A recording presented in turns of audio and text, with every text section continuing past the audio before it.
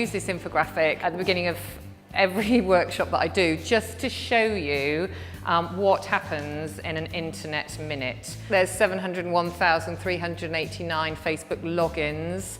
On Instagram, there's 38,194 posts. Twitter, 347,222 new tweets. On Snapchat, it's 527,760 photos shared, and so much more. So how do you get seen within all that noise? There's a lot going on. So the main thing that we're going to kind of start with today is we're going to talk about content. Content is pretty much the heart of all of your online activity. Whatever you do online, whether it's building your website, whether it's putting a blog post out there, whether it's posting to Facebook, Twitter, Instagram, whatever it is, it's all about the content that you are sharing to your followers. Video at the moment is probably the best form of content that you can be putting out on your social channels. You've got infographics, you've got illustrations, collages, you've got user-generated content, which we'll talk about a little bit later, and you've just got kind of imagery. So imagery and video, especially for artists and makers and gallery owners and everything, it is essential that you have really good visual content going out there. So where do you put it? So your website really is the heart. So if you're starting with your website, you've got to have some good content on that website. You've got to have some stuff about you. You've got to have some visuals about your work.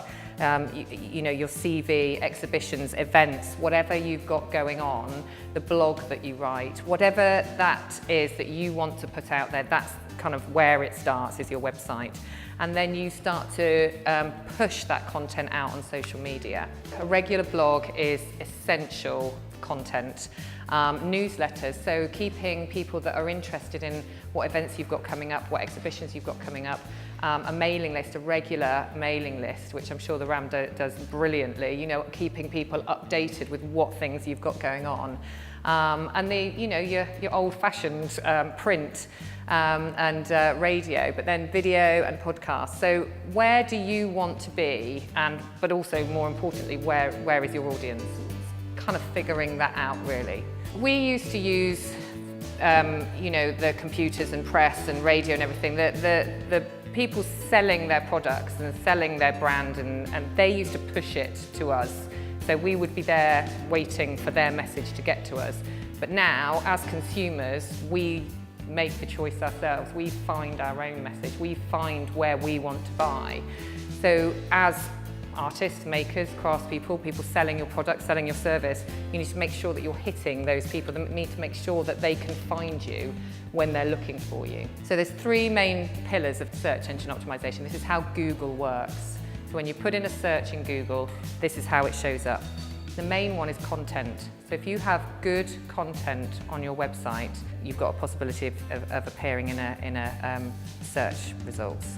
The next one is updates. So that website needs to be regularly updated, which is where a blog comes in really well. A blog is essential if you want to boost your SEO. So if you're blogging on a weekly basis, the higher it will get up into the search rankings. So if you are updating it regularly with really, really good content, you've got a chance of getting up there. And the other one is links. And those are links into your website. When we talk about content, a lot of people get a bit scared because there's a lot to post. You've got your website, you've got your blog, you've got your newsletters, you've got all your social media channels. Actually, that takes a lot of time. But you don't need to be worrying about different pieces and different forms of content on each platform you're using. So one piece of content can go everywhere. So this is another reason why a blog works great. So if you've made a plan, say a 6-month plan of 2 blogs a month, and you're going to talk about these sort of 12 subjects. You're writing a blog about it, you're doing a little bit of research about that one blog, you're going to add a couple of visuals into that, you might even do a short video for that as well, or there might be an infographic that you can include. But that sort of bit of research, that bit of time that you spent writing a blog, all of those aspects of that one blog can be then distributed wherever else you want them to be. So on your Instagram feed, on your Facebook feed, throughout your newsletters. You don't have to make up a new piece of content every time you're on a different channel. Okay, so this is a create once, post everywhere, wherever it is. So what are your goals? What do you want that online activity to accomplish? Is it building your brand awareness, driving traffic to your website, getting new customers, encouraging reviews, getting feedback? You know, it's looking at how do you make that happen? How do you make your online activity bring those results in? And how can you stand out? So this is really important. Find out what your USP is. What is your unique selling proposition? And, you know, really showcase that, really show off about that, really let people know that, because it can be something just slightly different, but that's going to make you stand out. What's your story? What can you tell people, and what can they learn from you? So it's creating this, you know, this sort of online persona that might be exactly the person that you are, but it might just be someone that's maybe a little bit more confident than you, or you know, whatever it is. But you've got to have that USP, you've got to stick to it, and you've got to be brave about that. What are your competitors doing? So it's really useful to have a look at what other people within your field are doing. Don't get hung up about it. I mean, I know that we all get hung up about, you know, how well people are doing online, how many followers they've got on their Facebook page and all of that. That's not important. What is important is how do they interact with their followers? How do they interact with the people that, you know, they have on their page? Are they, you know, do they have a good relationship with them? What kind of content are they posting? And does that content get good feedback? Does that content get lots of shares? Does it get lots of likes, or does it not? You know, you can learn a lot from how other people are using their social media pages, and you can figure out whether that's the way that you want to do it or not, because there's a lot of people out there using social media. Not everyone's doing it well.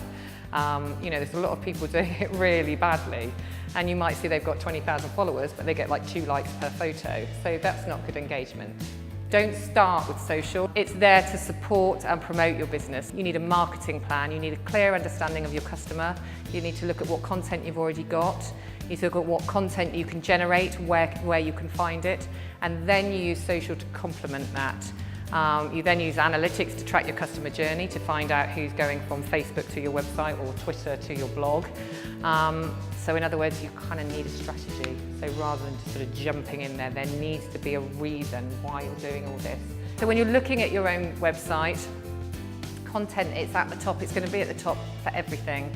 So it's got to have valuable content on there. So that SEO, remember those 3 pillars. E-commerce, are they going to buy direct from you, or are you going to direct them somewhere else? That's something, you know, quite important to think about when you're setting up your site. Blogging is vital. Sign up to a newsletter button. If they're on there, you want to sort of keep them, you want to grab them so that any updates they're going to be informed about. So they can subscribe. Events, what events have you got on, what exhibitions, where can they find you? Links to all of your social media channels, including video, any testimonials that you might have that you want to share on your website. External links, so just like you want links coming into your website from valuable places, you then can give that value back to other exhibitions or galleries that you've exhibited before, other artists' blogs that you like, and like I said, the links coming to you. Any suppliers or stockists, you've got to have a bit about you, like you said, in your CV, and how to contact you. So you've got to remember all of that content on your own site. Since the sort of start of smartphones, human attention span has fallen from 12 seconds, or around the time the mobile revolution began, to 8 seconds, and goldfish, meanwhile, are believed to have an attention span of 9 seconds. So as humans, we have like no attention. And it is because there's so much stuff out there, there's so much noise out there. We've got, you know, we're constantly demanding something bigger and better and more instant.